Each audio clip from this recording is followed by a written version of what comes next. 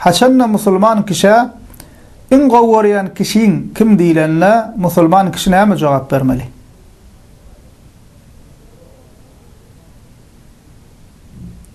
Hawa musulman dawlar. Haçanna musulman kişi in gowwaryan kişiň kim diýlenle musulman kişi pikirlenmän gönü bermeli jogaby Peygamberimiz Muhammed sallallahu aleyhi ve sellem bolmalydyr. In hayırlı ve in gowwaslar özünde jemlän kişi peygamberlerdir. Peygamberlerin in hayırlısı ve in üstünü Peygamberimiz Muhammed sallallahu aleyhi ve sellem'dir.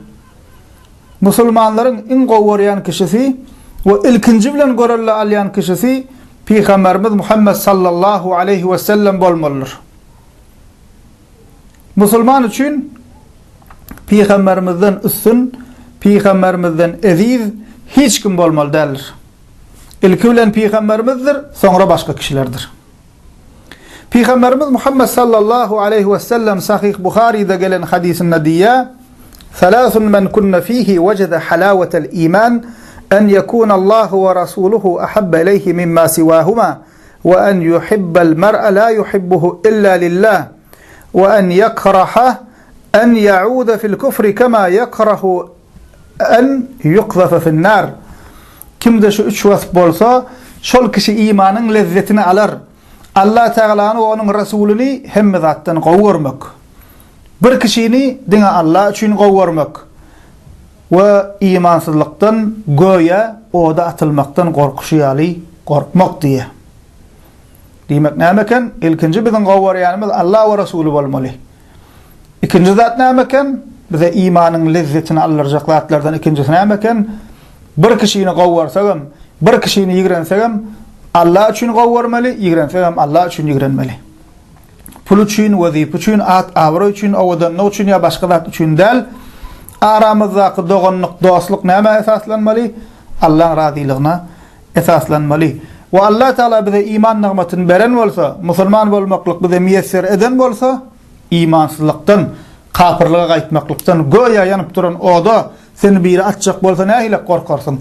Şol hili imansızlıktan korkmaly. Ene şu üç vasfy özünde jemlän kişi Peygamberimizin diýşýäli imanın lezzetini alar. Musulmanlygynyň hem kadryny biler musulman doganlar. Ve Sahih Buhari ve Sahih Muslim hadis kitaplarına gelen başka hadisinde Peygamberimiz sallallahu aleyhi ve sellem aýdýar: "La yu'minu ahadukum hatta akuna ahabba ileyhi min walidihi ve waladihi ve nâsi ecmaîn." Men siz üçün ene ataňyzdan, bala çağaňyzdan we insanlaryň ählisinden has aziz, has söýgüli bolýançam iman etdiňiz bolmaz diýär. Sahih Buhari'de gelen hadiste şeýle habar berilýär: "Kunna ma'an nabiyyi sallallahu aleyhi ve sellem ve huve âhizu bi yedi Umar ibn al-Khattab radiyallahu anhu. Faqala lehu Umar: Ya Resulallah, la ente ahabbu ileyye min kulli şeyin illa min nefsi." Sahaba diýär, Allah olardan razı bolsun. Peygamberimiz sallallahu aleyhi ve sellem bilen bile oturduk. Ve Peygamberimiz Muhammed sallallahu aleyhi ve sellem Ömer radıyallahu anh'ın elinden tutup oturdu diye. Şonda Ömer radıyallahu anh ona aytdı diye: "Ya Resulallah, sen benim üçün özümden başka ehli zattan has ezizsin, has qowsun" diye. فقال النبي صلى الله عليه وسلم: "لا والذي نفسي بيده حتى أكون أحب إليك من نفسك." Onda Peygamberimiz sallallahu aleyhi ve sellem aýdýar: "Yok Ömer" diye. "Canım elinle bolana Allah'a kasam bolsun. Men sana diye özüňden hem eziz bolýançam bolmaz" diye. فقال له عمر: "فإنه الآن والله لا أنت أحب إلي من نفسي." Onda Ömer radıyallahu anh aýdýar: "Ya Resulallah, wallahi diye mundan soň indi sen bana diye öz canımdan hem ezizsin, sen men üçün öz canımdan hem has söýgülisin" diye. فقال النبي sallallahu aleyhi ve sellem: "El-an ya Umar" diye. Peygamberimiz aýdýar: "Ya Umar, inni boldy" diye. Ene biziň hem musulman doganlar görüllämiz, ilkinji görüllämiz we en gowwarýanymyz Muhammed sallallahu aleyhi ve sellem bolmaly.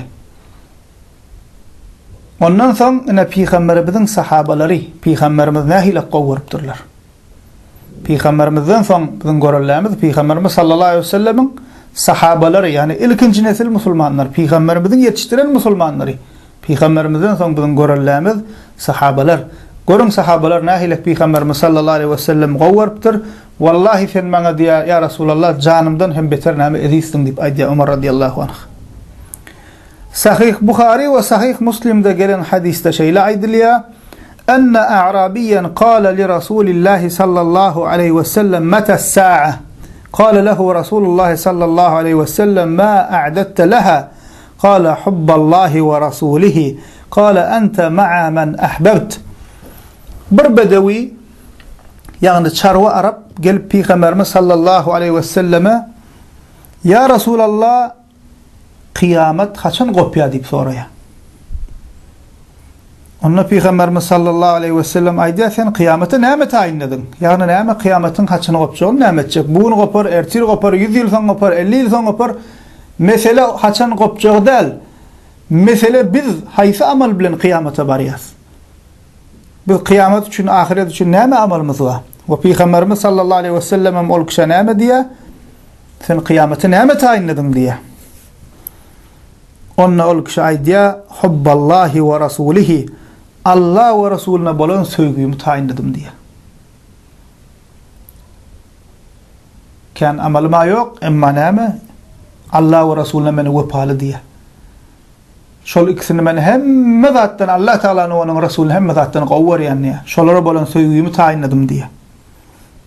Onda Peygamberimiz sallallahu aleyhi ve sellem oňa näme diýär? "Ente ma'a men ahbabt." Sen onna diýär, gowwaranlaryň bilen bile bolarsyň diýär. Ahirette. Sahabalardan kabiri diýär, Allah olardan razy bolsun.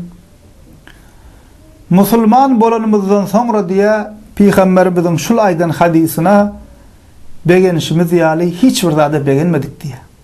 Çünkü biz Peygamberimiz sallallahu aleyhi ve sellem gowwarýas, biz Ebu Bekir gowwarýas, biz Ömer gowwarýas diýär. Edil olar ýaly amal edip başarmasagan biz olar gowwarýas diýip aýdýar.